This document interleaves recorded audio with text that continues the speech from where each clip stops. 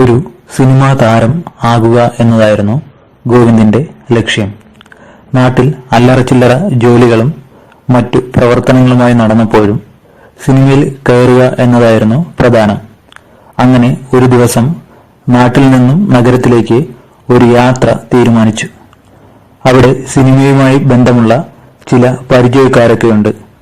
ആ വഴിക്ക് ഒരു പരിശ്രമം നടത്താമെന്ന് കരുതിയാണ് യാത്ര. അമ്മയോട് മാത്രമാണ് ഗോവിന്ദ് ഇക്കാര്യം പറഞ്ഞത്.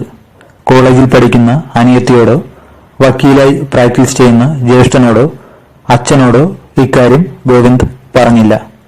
അച്ഛൻ റിട്ടയർ ആയിട്ട് 5 വർഷം ആയി.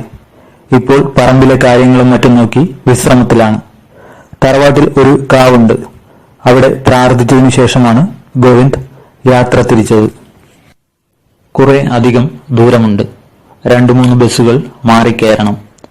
ബസ്സിലിരുന്നപ്പോൾ ഓരോരോ ചിന്തകൾ മനസ്സിലേക്ക് കയറി വരുന്നു.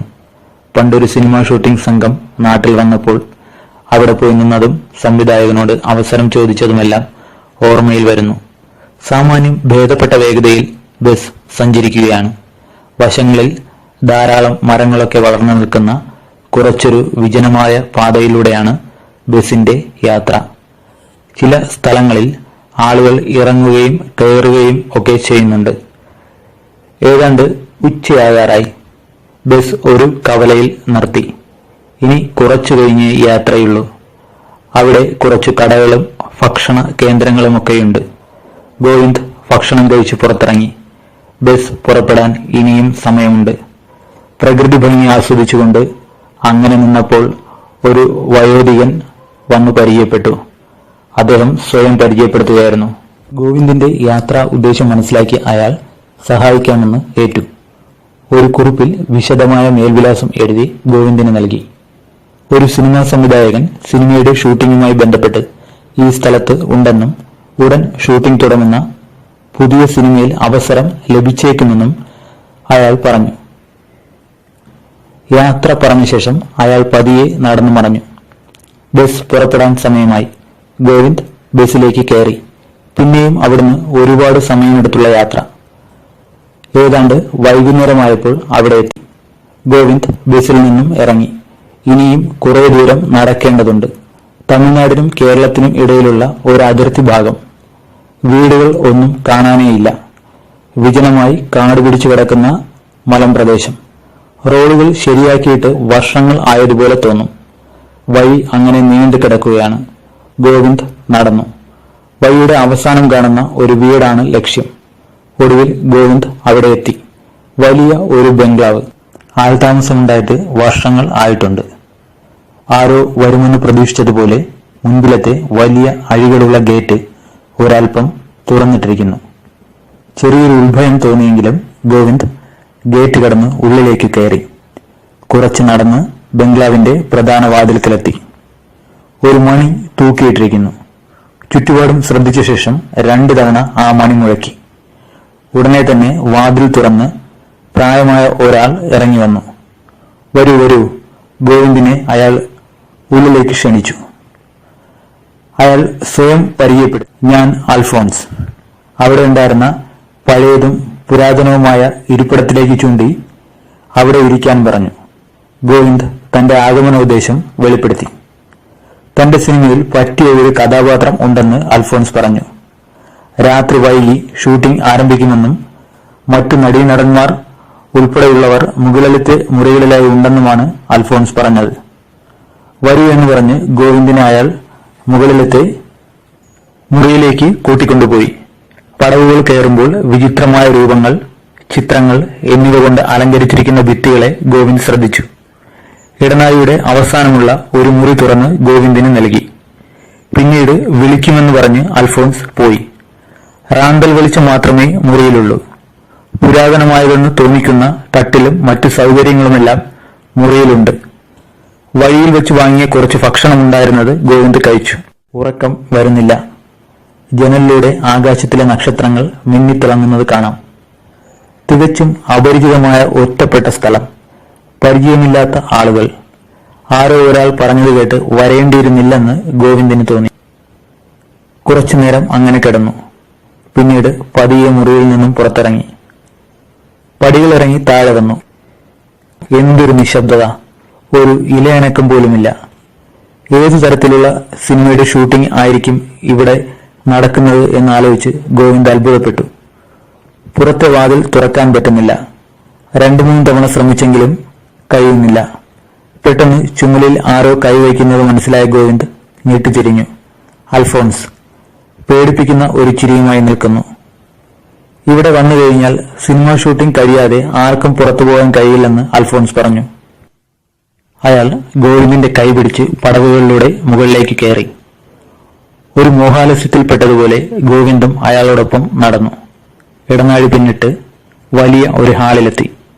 പുരാതനമായ ബിംബങ്ങൾ, ഫർണിച്ചറുകൾ, വിളക്കുകൾ, പഴയ രീതിയിലുള്ള പെയിന്റിങ്ങുകൾ എല്ലാം ഓരോയിടത്തായി കാണാം. കുറെ പേർ അവിടെ നിൽക്കുന്നത് ഗോവിന്ദ് ശ്രദ്ധിച്ചു. അത് മനസ്സിലാക്കി അൽഫോൺസ് പറഞ്ഞു, ഇവരാണ് താങ്കളുടെ കൂടെ അഭിനയിക്കുന്നവർ. ഇന്ന് ഒരു നൃത്തരംഗമാണ് ചിത്രീകരിക്കുക. വ്യക്തതയില്ലാത്തതും നിഗൂഢത തോന്നിക്കുന്നതുമായ സംഗീതം ആ മുറിയിൽ നിറഞ്ഞു നിൽക്കുന്നത് ഗോവിന്ദ് മനസ്സിലാക്കി. പഴയതും പുരാതനമായതുമായ ഒരു ക്യാമറ അവിടെ സ്റ്റാൻഡിൽ ഉറപ്പിച്ചു നിർത്തിയിട്ടുണ്ട്. ഒരു തവിട്ട് നിറം അതിന്റെ ലെൻസിനുണ്ടായിരുന്നു. അവിടെ നിൽക്കുന്നവരുടെ മുഖത്ത് അപരിചിതമായ ഭാവങ്ങൾ മിന്നിമറയുന്നുണ്ടായിരുന്നു. പെട്ടെന്ന് ധൈര്യം വീണ്ടെടുത്ത് ഗോവിന്ദ് പറഞ്ഞു, ഞാൻ പോകുകയാണ്. എനിക്ക് ഇതിൽ അഭിനയിക്കാൻ ഒട്ടും താല്പര്യമില്ല. അൽഫോൺസിന്റെ മുഖം പെട്ടെന്ന് പരുക്കനായി മാറി. അയാൾ പറഞ്ഞു, ഇവിടെ വന്ന ആരും ഈ ക്യാമറയ്ക്ക് മുന്നിൽ അഭിനയിക്കാതെ ഇരുന്നിട്ടില്ല. ഒരു നേർത്ത ചിരിയോടെ അൽഫോൺസ് വീണ്ടും പറഞ്ഞു, ഇന്നത്തോടെ താങ്കളുടെ ജീവിതം മാറുകയാണ്. ഇനി ഒരിക്കലും അഭിനയ മോഹവുമായി അലയേണ്ടി വരില്ല. ഈ ക്യാമറയിൽ ഒരു രംഗം ചിത്രീകരിച്ചതിനു ശേഷം ഇവരോടൊപ്പമായിരിക്കും നിങ്ങളുടെ സ്ഥാനം. അൽഫോൺസ് ക്യാമറ പ്രവർത്തിപ്പിച്ചു.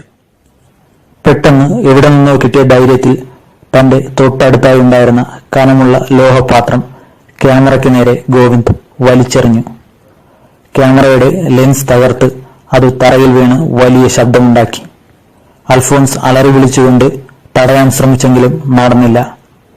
വലിയ ആർത്തനാദവും ഒച്ചയും കൊണ്ട് അവിടെ മുഖരിതമായി. പിന്നെ നിശബ്ദമായി. അതുവരെ മുഴങ്ങിക്കൊണ്ടിരുന്ന സംഗീതവും പെട്ടെന്ന് നിലച്ചു. അവിടെ മാറി ഇരുട്ടുകൊണ്ട് മൂടി. ബോധം മറയുന്നതുപോലെ ഗോവിന്ദിന് തോന്നി. ഗോവിന്ദ് അവിടെ വീണുപോയി. ഹാളിന്റെ ഒരു വശത്ത് നിലത്ത് കിടക്കുകയാണെന്ന് ഉണർന്നപ്പോൾ ഗോവിന്ദിന് മനസ്സിലായി.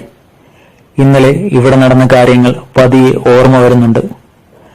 ക്യാമറയും അൽഫോൺസും കൂടെയുള്ളവരെയും കാണാനില്ല. എല്ലാവരും എങ്ങോട്ട് പോയി? ഗോവിന്ദ് നേരെ മുറിയിലേക്ക് പോയി. തന്റെ ബാഗ് എടുത്ത് മടങ്ങി വന്നു.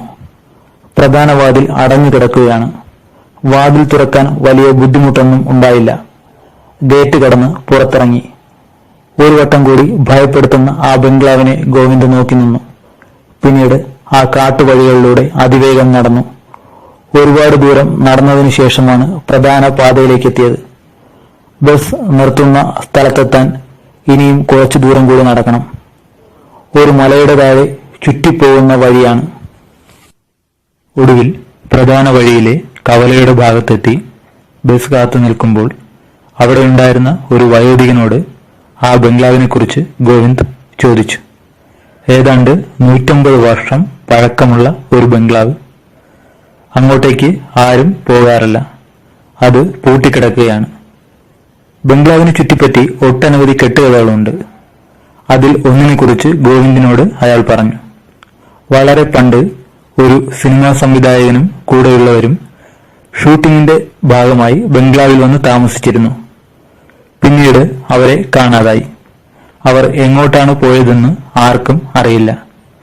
അവരുടെ ആത്മാവുകൾ ഇപ്പോഴും അവിടെ ഉണ്ടെന്ന് വിശ്വസിക്കപ്പെടുന്നു. ബംഗ്ലാവിനുള്ളിൽ കടക്കുന്നവരെ സിനിമാ ചിത്രീകരണം എന്ന് പറഞ്ഞ് കൂട്ടിക്കൊണ്ടുപോയി ക്യാമറയ്ക്കുള്ളിലെ മായാലോകത്തിനുള്ളിൽ ആത്മാവ് മാത്രമായി തളച്ചിടും. പിന്നീട് ക്യാമറയ്ക്കുള്ളിലെ പഴയ ആത്മാക്കളോടൊപ്പമായിരിക്കും അവരും. അങ്ങനെ ഒരുപാട് പേർ ബംഗ്ലാവിനുള്ളിൽ ദുരൂഹമായി അപ്രത്യക്ഷമായിട്ടുണ്ട്. ഇതെല്ലാം കേട്ട് സ്തബ്ധിച്ചുപോയ ഗോവിന്ദിന്റെ പരിസരബോധം നഷ്ടമായി. ആരോ വിളിച്ചു പറഞ്ഞത് കേട്ടാണ് ബസ് വന്ന കാര്യം ഗോവിന്ദ് അറിഞ്ഞത്. ബസിനുള്ളിൽ കയറി ഗോവിന്ദ് തിരിഞ്ഞു നോക്കി. വയോധികനെ അവിടെ കണ്ടില്ല. വേറൊരാൾ അവിടെ നിന്ന് ഗോവിന്ദിനെ നോക്കി ചിരിക്കുന്നുണ്ടായിരുന്നു. അത് മറ്റാരും ആയിരുന്നില്ല. ഗോവിന്ദിന് ബംഗ്ലാവിലേക്കുള്ള മേൽവിലാസം എഴുതി നൽകിയ അതേ അജ്ഞാതൻ തന്നെ. അപ്പോഴേക്കും ബസ് നീങ്ങിത്തുടങ്ങിയിരുന്നു.